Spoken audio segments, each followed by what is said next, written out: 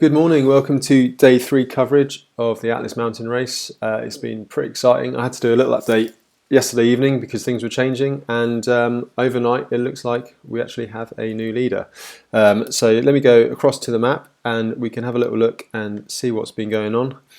So as you can see from the dots and the leaderboard on the side here, Mater de Marchi, sorry, one of those pronunciations is right, Mater, has taken the lead from Justinus, with Robin not too far behind. So we're getting quite a nice, exciting little group here. So it's going to be interesting.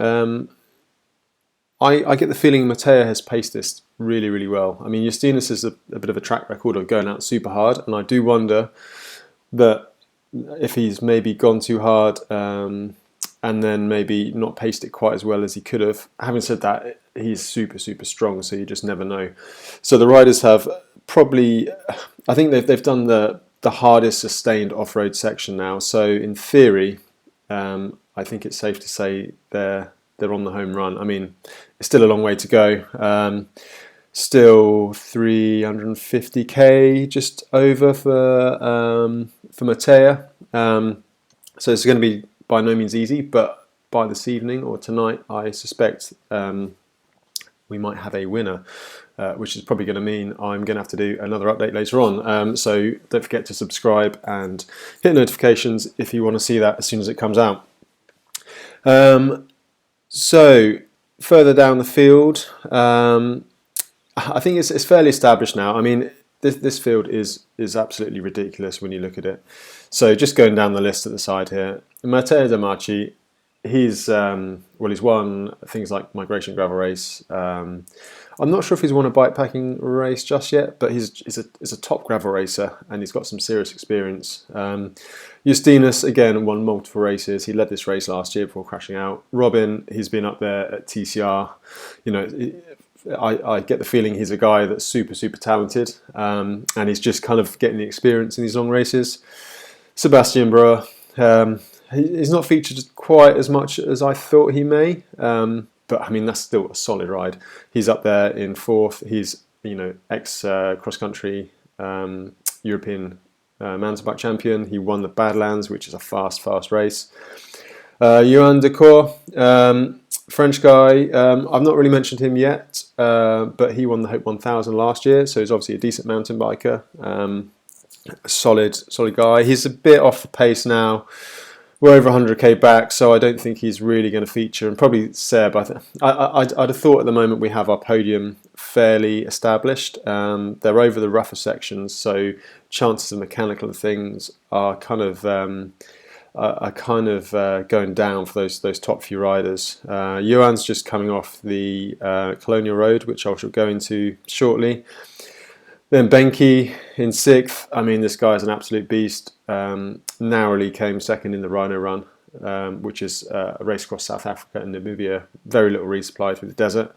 He's doing great. And then you look down this list, and there's lots of names there that stand out. Stephen Herrick, he was 5th last year. He's a strong guy.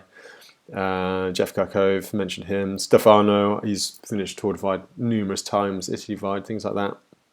So yeah, really exciting. And then the women's leader, Luisa, she looks to be, let's just focus in on her. Where is she now? So she looks like she's about to start the kind of, there's the Colonial Road section. It's probably the last real tough off-road section. It's an absolute brute. I'll show you some video in a second. But she seems to have established her lead a little bit. I mean, we were speculating about Molly yesterday, what kind of condition she'd be in, having been ill. So Molly, she's 582k. Louisa is 626. So we're talking like what are we now, 40 odd k, something like that. I would have thought if Louisa gets through the Colonial Road section, so the next day, without any major issues, she's looking pretty good. And it's got to be noted as well, she's right up there with the guys. Any of these guys ahead of her, they could be caught. you know, it's going to be really interesting. One thing I find with these ultra races is that women are always really consistent because, well, guys just have too much ego, too much testosterone, just want to smash the crap out of each other at the start, and you just can't ride like that. You've got to really pace yourself, you know, go really conservatively. And to be honest, women are a bit more sensible, so they tend to come strong at the end, which is really good. Really good to see. While we're talking about the route, I shall find some video I've got from the race in November. I think the last checkpoint, the CP2 was where I last did a bit of video stuff. So after there's a small off-road section. It's really cool. It's not really a big part of the race in terms of like a big, you know, important section, but it's just really nice. This is a bit of video I took. I got there at sunset last year. Just really nice and really cool. And then there's a small village to the side which does not have water in it, so I definitely got caught out there last year and ended up riding through the night with a bottle of Coke. But you might hear a lot of talk about the old Colonial Road. It's an absolute beast of an off-road section, really tough, but absolutely incredible. You can see here I was on it at dawn, so I started it in the dark. I think I slept 3 hours a little further away, and you can see it just wiggles all the way through up the mountains. I mean, it looks absolutely spectacular. It was absolutely lovely when I was there at dawn, and it's one of those moments that just sticks in your mind. The other part of it which sticks in your mind is it is rough. I mean, you're riding uphill, and you can see here I had suspension fork on, and you're just fighting against the terrain all the time. It's a really energy sapping section of the route, that's why it's so decisive, and this can break people. A lot of people punch it on the descent. You know, imagine going down here, it gets rockier on the descent as well. And I think a few people, I think the first two guys actually last year pulled out around that section because of punctures and mechanicals, and Marin ended up, you know, just riding through because he managed his bike and effort better. So that's always worth thinking about. It looks like the leaders have got through that section, you know, but maybe it wasn't just pure power that meant that Matteo got the lead. Maybe Justinas had some issues. And then there's another few hard rolling climbs and stuff. There's a stiff climb after there. You know, it's a hilly race, and you're in the mountains, so it's always going to be hard. And then you get down into some greenery. There's a nice oasis. I remember last year I'd not seen running water for all of the race, and there was an irrigation little pipe down the side of this road here, so it was really nice just to splash clean water on your face. And it's the little things like that make a really big difference at this stage of a race. And then we go into the final checkpoint, CP3. As you can see, it's just a little auberge. I got there at 3 in the morning, and they've got a little cafe there, which is great. And those wraps, that was the best thing I ate on that race, because, you know, it's just like real food, proper sustenance. So the riders will be very grateful when they get there, for sure. Let's have a little look at some of the social media.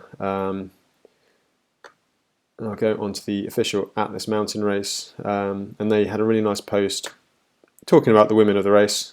So they were in Afra, which was after there's a long section, about 100k. It's the longest section without any resupply. So they saw Molly. She wasn't feeling great, as we talked about yesterday. And they also saw Louisa. Didn't stop, just powering on. So that's interesting. Like, she didn't stop, she's powering on, she's obviously feeling quite good, whereas Molly isn't feeling good. So that probably tells you all you need to know, you know, at the front of the women's race. So third is Leanne Bentley. So I think she's a little bit further back. Also suffering, hadn't eaten for hours. Again, that's quite telling. It's a war of attrition out there. So Alison looks like she's in fourth. and Gail in fifth, full of smiles and enjoying a long descent. I mean, Gail's always smiling. She's very positive at these events. And I wouldn't be surprised if Gail climbs up, because she just keeps on going. She's the queen of snacks. There she is there. As you can see, fully loaded up with snacks in her bag. And that's really going to make a difference. So I kind of, like, Gail's not super fast, but she's just really resilient. So I expect her to maybe creep up a bit. Same with Daniela. She's just hardcore. You know, she's a solid rider, and she just keeps on going, and she won't stop, and she will finish.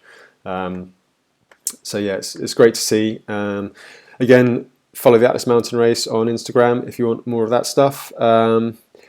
I found, went on Justinus's profile, and there's some interesting stuff from last night on his stories, if they're still available. Where are we? Here we go.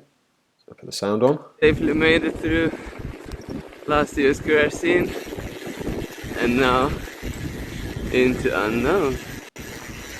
So yeah, that's where Justinus crashed last year. He crashed out of the lead, and I think he went down really hard on his hand. I don't think he broke it, but it was very badly bruised, and he cut his face up and things. So yeah, he's got to the point where he cracked last year, and Matteo has taken the lead. So that might be a tell as to the range of Justinus. Let's have a little look, see what's going on here as well. There were some interesting little signs, if you have a listen. Evening romantic. Waiting for the guys coming down from the mountains. So he's sat there, I imagine it's just at the end of the Colonial Road, and he's waiting for the guys to catch him. If I was him, I'd be not on my phone, and I would be shoving that food in as quickly as I possibly could and getting out of there before they caught him. So maybe that's a sign of the the kind of mental state of Justinus at the moment. Maybe he is tired, maybe he's just waiting to be caught, and now he has been caught. So can he rally? Can he catch Matteo? Or are we going to see a bit of an implosion? It's still lots to look forward to. And then good old Rich, he's probably there. Is just outside the top 20, I think. He's around about where Louisa is. Obviously, he's sponsored by Abin Cycling. That slightly subtle tag there, but he had some good stuff. So we've got, this is standard Tagine. He's obviously had a fairly big break there because it takes bloody ages to get to Tagine. Let's listen to see what it says here. Good morning, everybody. It's quite nice out here. I've just come from checkpoint 2, which is through a road on this. So that'd be the first video clip I showed you of that mini plateau where Rich is now. Very late last night, maybe 1:30, something like that. It was a really tough night to get there. Everybody looked absolutely shot by the time they got there. And yeah, it was a very big long climb, and then you had an incredible downhill, which would be a bit, because so it sounds like it's cold and everyone is suffering. Oh, this might be a better video. Yeah, let's listen to what it says here. It went on forever, but then you had an absolutely incredible downhill, which saved it for me because I needed something.